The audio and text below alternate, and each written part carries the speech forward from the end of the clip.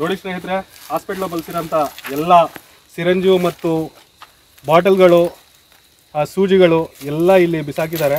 ಒಂದಲ್ಲ 20-30 ಚೀಲಗಳು ಇಲ್ಲಿ ತುಂಬಿದ್ದಾರೆ. ಇದರಿಂದ ಪ್ರಾಣಿ ಪಕ್ಷಿಗಳಿಗೆ ಮತ್ತು ಹಸು ಕುರಿಗಳನ್ನು ಇಲ್ಲಿ ಮೇಯಿಸ್ತಾ ಇರ್ತಾರೆ. ಇಲ್ಲಿ ಜನ ಓಡಾಡ್ತಿರ್ತಾರೆ.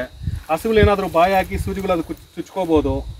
ಮನುಷ್ಯರು ಓಡಾಡಬೇಕಾದ್ರೆ ಈ ಸಿರಂಜಿ ಈ ಸೂಜಿಗಳೇನಿದ್ದಾವೆ ಯಾರ್ಯಾರಿಗೋ ಬಳಸಿ ಯಾವ್ದಾವುದೋ ರೋಗಕ್ಕೆ ಬಳಸಿರೋಂಥ ಸೂಜಿಗಳನ್ನ ಅವ್ರ ಕಾಲ್ಗೋ ಕೈಗೋ ಚುಚ್ಕೊಂಡು ಈ ಹಳ್ಳಿ ಜನಕ್ಕೆ ಏನಾದರೂ ಹೆಚ್ಚು ಕಮ್ಮಿ ಆದರೆ ಯಾರು ಹೊಣೆ ಹಾಕ್ತಾರೆ? ಮಳೆ ಬಿದ್ದು ಇಲ್ಲಿ ನೀರು ತುಂಬೋದ್ರೆ ಮೀನುಗಳು ಬಿಡ್ತಾರೆ. ಇಲ್ಲಿರೋ ಅಲ್ಮಲ್ಗೆ ಗ್ರಾಮದ ಹುಡುಗರೆಲ್ಲ ಇಲ್ಲಿ ಈಜನ್ನು ಸಹ ಆಡ್ತಾರಂತೆ. ಅವ್ರ ಕಾಲು ಕೈಗೆ ಏನೋ ಚುಚ್ಕೊಂಡ್ರೆ ಯಾರು ಹೊಣೆ? ಈ ಥರ ಪರಿಸರ ಮಾಲಿನ್ಯ ಆಗ್ತಿದೆ, ಇದಕ್ಕೆ ಯಾರು ಹೊಣೆ ಆಗ್ತಿದ್ದಾರೆ? ಇಲ್ಲೇ ಅಲ್ಲ, ಬನ್ನಿ ನೋಡಿ, ಇಲ್ಲೂ ಸಹ ಸುಮಾರು ನೂರಾರು ಸಿರಂಜಿಗಳು ನೋಡಿ, 1-2 ಅಲ್ಲ, ನೂರಾರು ಸಿರಂಜಿಗಳು ಬಿಸಾಕಿದ್ದಾರೆ. ಇದಕ್ಕೆಲ್ಲ ಹೊಣೆ ಯಾರು?